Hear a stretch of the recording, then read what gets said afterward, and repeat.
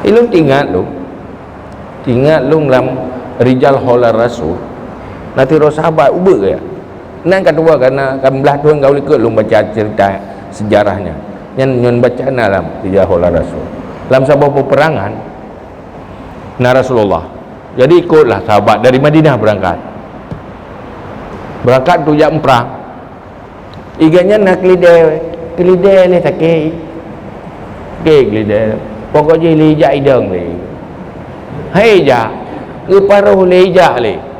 duduk kena lebut katingai dia jui-jui likai kan rombongan Rasulullah kalau waju ke kana duli iganya kelidai hai tem ja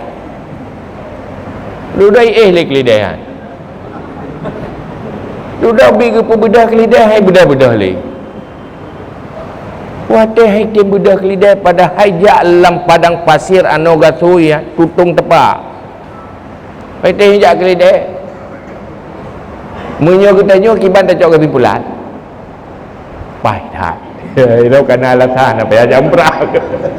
pakai kelidai hajak kau perlu tahu apa ke rumah ada yang alasan bukti kelidai hai tem ja tapi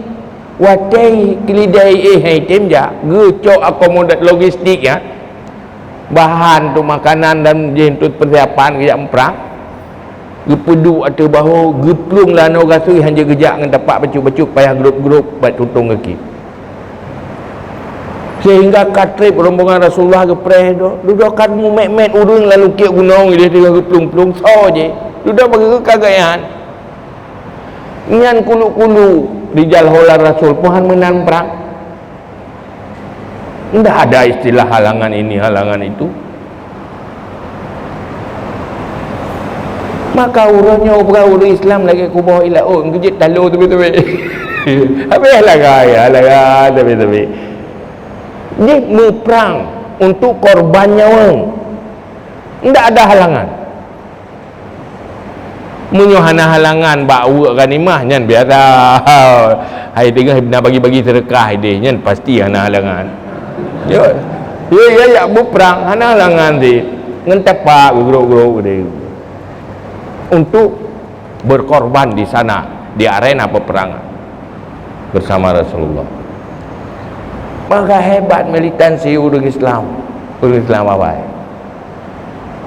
maka huda ke depan dia baik menang jadi dia ke makhluk berhalangan lebih-lebih asaina fahla asaina wate sisihkan waktu tidak ada waktu kosongkan waktu untuk kebaikan yang baik pegang halangan yang tulis yang pegang lu hasil halangan ke bagi peng 10 juta siapa yang jadah jual halangan ni halangan tak kubah oh sibuk lain tak kubah hantar je tak bubut duduk ni kerana alasan aja bukan tak ada waktu kosong bukan sebenarnya halangan